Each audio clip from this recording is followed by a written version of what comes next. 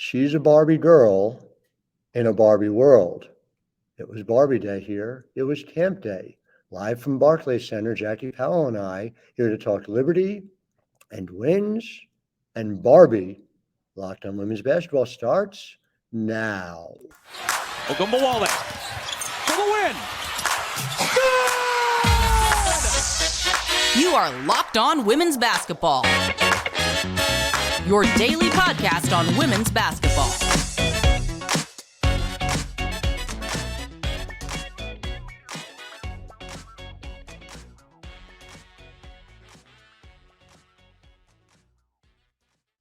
Hi, everybody, and welcome to Locked On Women's Basketball. I'm your host, Howard Megdal. Delighted that you have made us your first listen once again today. You guys keep showing out, and we're delighted to have you with us.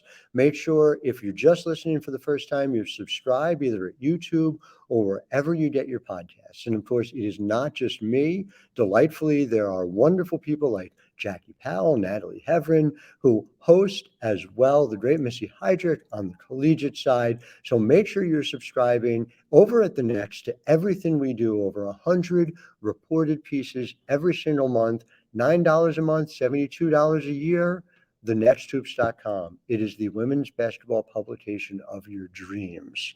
And Jackie Powell, here we are on what can only be described as a remarkable day. We're going to talk about this 98-88 win for the Dallas Wings, what it means for the Liberty going forward in segment one, what it means for the Dallas Wings going forward in segment two. You had the chance to talk to Sandy Brondello and the Liberty. I spoke to Latricia Trammell, Tierra McCowan, and of course the Dallas Wings. But first, and really important here, talk to me about the biggest highlights out of this Barbie Day, as it was designated. Do I have that right? Was it Barbie Day here at Barclays Center?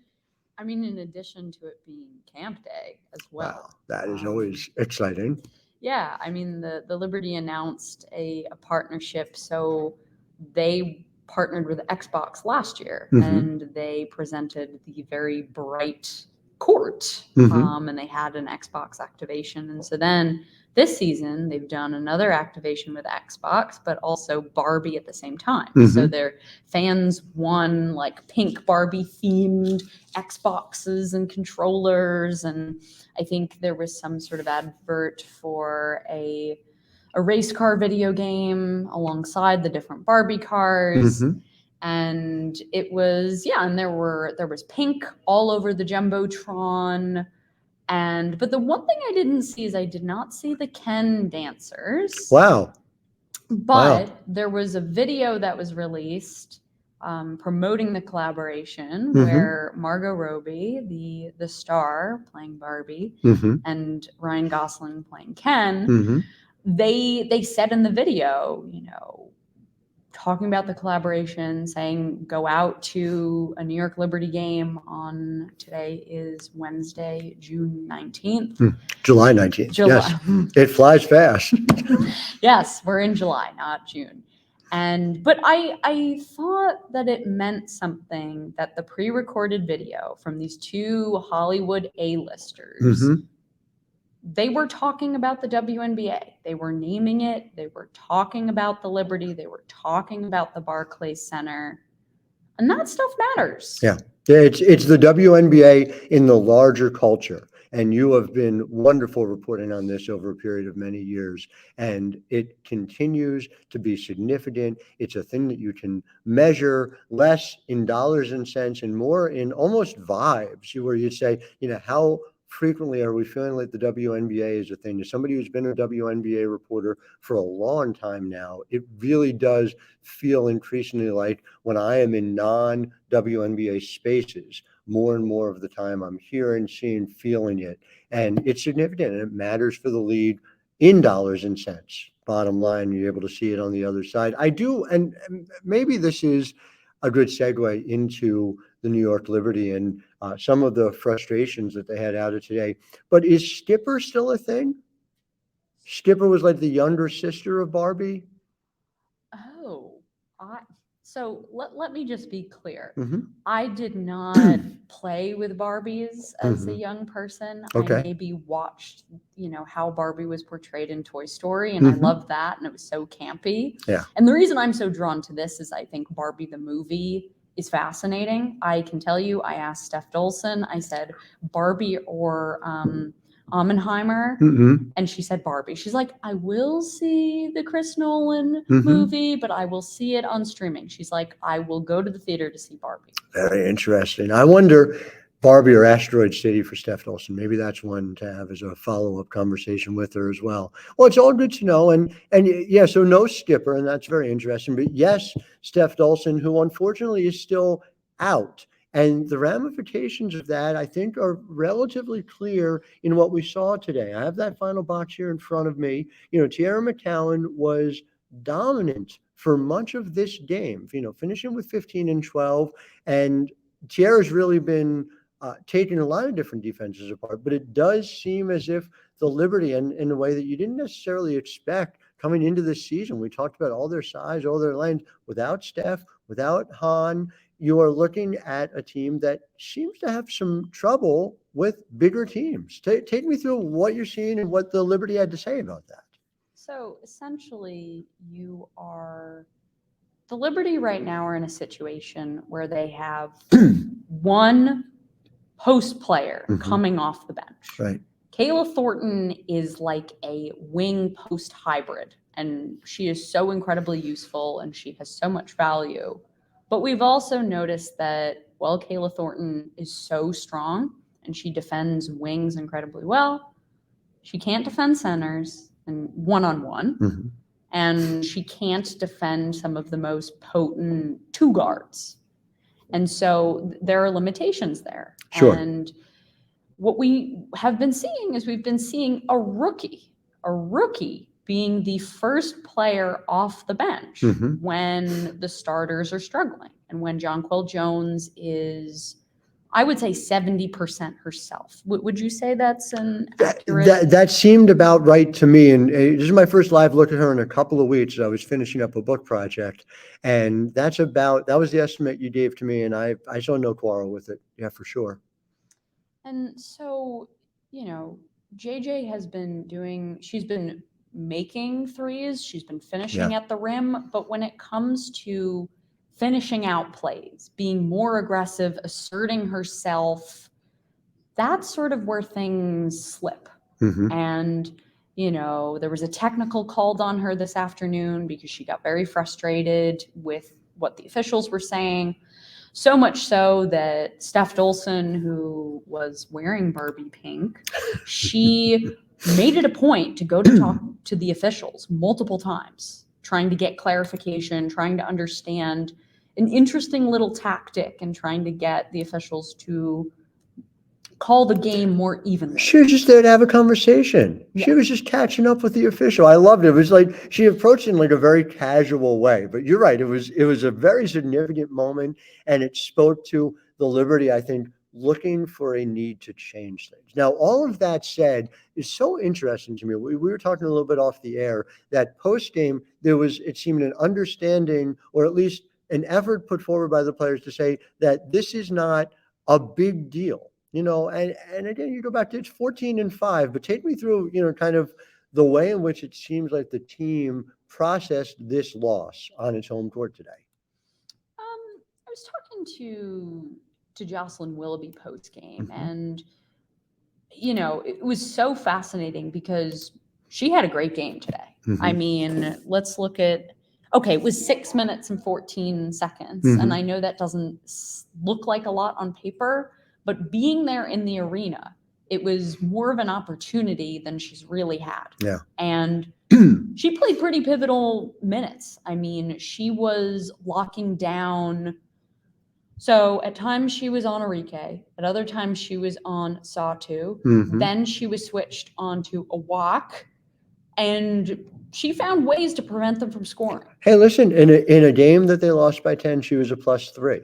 So, in just the pure simple terms, that is significant. I don't remember this. Maybe you can remind me. Where is she from? What state? Do you know offhand? She's from New Jersey. Oh, that's right. That's right. No, I listen. I'm all for, not just for that reason, seeing Jocelyn Willoughby get more time. I was a little surprised to see Benai Laney not part of that closing lineup down the stretch for the Liberty as well. I also, and just, before we get into the win side of things, the comparison I made to you, this team reminds me a lot of the 2018 Washington Mystics, who put together an incredible roster. Mike Tebow knew what he was doing. Elena Delle Donne at the center of it, essentially playing the part of 2023 Breanna Stewart. That team reached the WNBA finals, but didn't reach the true heights of what is one of the greatest offensive teams in the history of the league until 2019.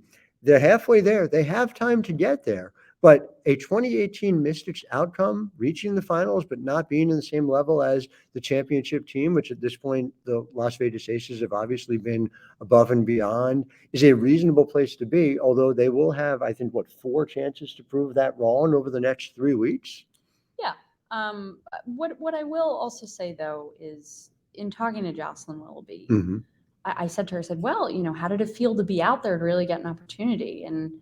And she didn't really want to talk about that. She was really disappointed with how this ended up. And there have been games where she hasn't really played at all, but clearly I watch her body language and her facial expression, much more joyous. Yeah. And so that tells you a lot of things. It does. It tells. It does. And it tells us about where that team is. I want to talk more about it.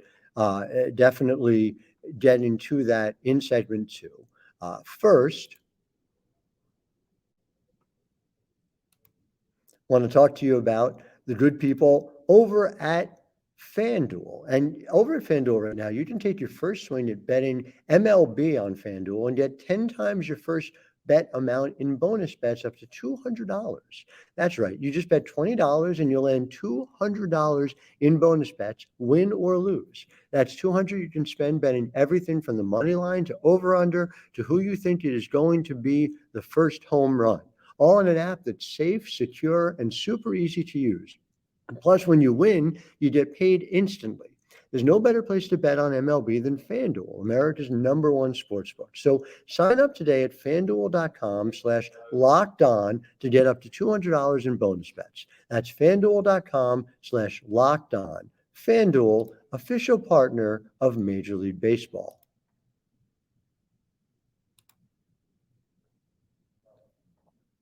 So clearly seeing the New York Liberty together like this is significant after a loss. But to me, and this just boggles my mind, seeing what the Dallas Wings did today is next level. And so I just want to lay it out for our listeners so we have a sense of it.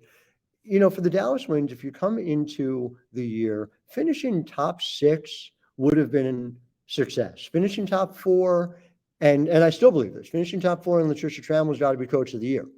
I think that's where the line is for them. But to see them right now with an opportunity, having beaten both Las Vegas and New York, they're the only team in the entire league that did so, is impressive in and of itself. And then we've just not talked about the fact that they committed 2 turnovers today. 2 turnovers. That ties a WNBA record. 2 turnovers in a camp day game. I think there's a tiny caveat, Please. Which is New York at times was not playing defense. I do think that, and I think I wrote about this when I looked at how the Liberty did when they played. It was the Mystics, the Sun, and then the Aces. And something I noted was that, in that stretch of games, and even if you look more broadly, the Liberty are not forcing teams to turn the ball over. That's something that they aren't doing. I hear that. They've also played 18 other teams, and no one else has forced just 2 turnovers or has committed just 2 turnovers, number one. And number two, again, to do it, this was noon Dallas time. Yeah. And they come in here to have that attention to detail. And I was talking to Tiara McCowan about it. Mhm. And she focused on the fact that this is something that LT always talks about. And attention to detail is, if you think about sort of the success pyramid that Latricia Trammell puts out there, it is at the top of the list. And so that was significant in and of itself. But you also just had this team.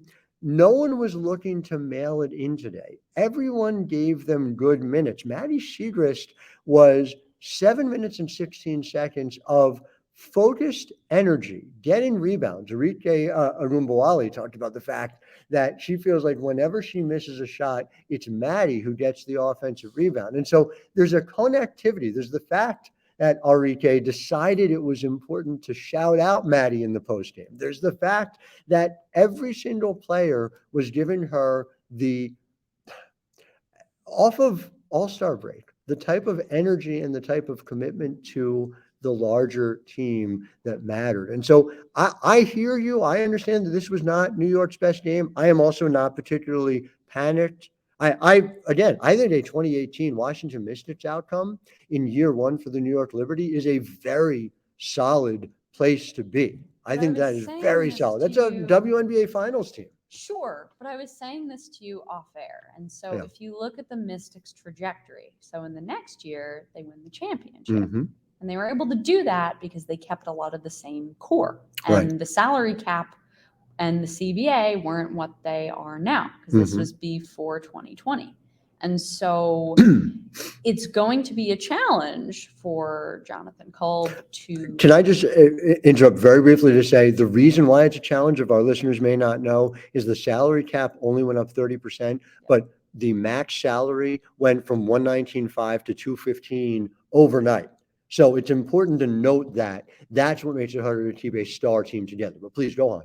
Yeah, I mean, the Las Vegas Aces have implemented something quite interesting in how they've done this. They've had discussions with their players mid-season, getting them to buy in and to extend them before we get to that free agency period. And so it's a really interesting thing that they've instituted, but it's a thing that the Minnesota Lynx did throughout the 2010s. However, they did it under the old salary cap rule. So you're right. There's more sacrifice given up, assuming that the numbers are the numbers. And at this moment, Sabrina Ionescu obviously has been extended. Right. Vandersloot is signed through next year. But there are a lot of folks who are going to be unrestricted free agents. They're going to need people to buy in once again. And again, to me, all right, you just kind of play that out and you say, all right, let's say they're a WNBA finals team. Do I think that this is a group that will want to come back and do it again and take another shot at it? I think they have a real opportunity. There is a freedom that goes along with that. But listen, it is up to, no differently than it has been before, it's up to New York to treat players the right way, which is what brought them here in the first place. And it's going to be up to New York to keep them. And so we will see how that progress happens. But I want to go back to Dallas. Yes. I flat out asked Tiara McCowan. She took her Mississippi State team to the national title game 2 years in a row. 2 years in a row. She came this close. Well, that's a whole other podcast about the non-call on that scramble for the ball with 5 seconds to go in 2019. Be that as it may, Tiara McCowan's a championship caliber player. She's got playoff experience now. And I said to her, does this team have the ability to take it all the way? And Tiara would be honest. And what Tiara McCowan said was absolutely no doubt in my mind. Arike, same thing. She's got the championship under her belt. Thinks we can beat anybody is the way she put it. And we have proven it. So whatever we think about what happened here today, Dallas comes out of that extra sky high with confidence. That seems significant to me before you even get into the fact that I think it matters that they won, that they beat this New York team. It does matter, but Howard, you're talking about a college championship. I am. That is a completely different ball game than a WNBA championship. It is. And so when you think about people on that team who have playoff experience, I'd say Natasha Howard. Natasha's got championships under her belt, though. I mean, let's not forget that. But that's one player. Yeah, but it's a lot of championships. She had a habit of going to every new team, and every team she went to was going to the WNBA finals. It started with Indiana in 2015. Sure, but she also came to the New York Liberty with that same experience. That's and true. I'm not telling you that Dallas, because of winning today, is going to win the WNBA championship. What I'm telling you is, and this is where I am. Mm-hmm. In my mind, the New York Liberty and the Las Vegas Aces are the teams that are plausibly going to win a championship in this league this year. Yes. And I really just, if Washington, if everybody stayed healthy, that was a team that had an opportunity. And same with Connecticut. Maybe. I did not see Connecticut as a team, and maybe to my detriment, and I could be wrong about it, but I did not see Connecticut as a team that had enough to overcome New York and Las Vegas, which is what it would require for a team to win. And now, say what you will about it's one game in the regular season, and it is, but the Dallas Wings have done something that would be necessary to win a championship, right? They've found a way to beat New York, and they found a way to beat Las Vegas. And so is that everything? No, but is it something? Yeah, yes. I think it is. And I will agree with you, and I will say a criticism that both you and I had of this roster initially was, how in the world are you supposed to play at two different identities? And there was a huge issue in the Vicki Johnson years where how is Tiara McCowan, able to run at the pace necessary? How was she able to play at a high pace? Something has shifted, and the Wings have one of the highest paces in the league because of who Latricia Trammell is and how she gets buy-in from her players, and also attention to detail. But she also, I remember after I asked her about that once, it was during free agency and after she had been hired, she said, listen, I look at that as a strength because we were able to adapt to our opponents, and it gives us more versatility. And so at first I was like, but they weren't able to do this. But because of the type of coach that Latricia Trammell is, this team has been able to use their strengths and weaknesses, because the Liberty and the Aces are two teams that are built with modern post players. And so the advantage that the Wings have is we have an old school post player who is bigger than all of your folks.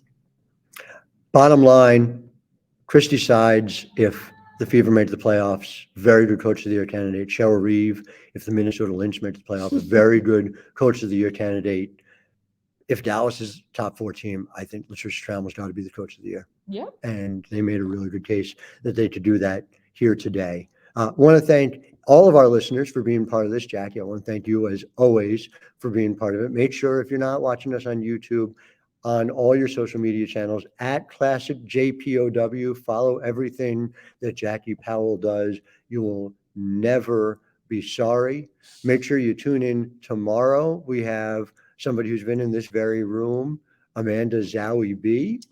No, she actually hasn't. She hasn't been in this room. That's she right. She was never in the Liberty days at Barclays, which is really sad. That is very sad, but she's had a Liberty backdrop the way we were able to have today. Big thank you to the New York Liberty for making this quiet room available to us, so we were able to get this podcast out.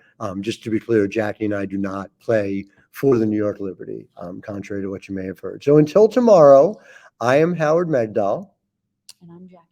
And we are wishing you a wonderful Wednesday. Thank you, as always, for listening to Locked On Women's Basketball.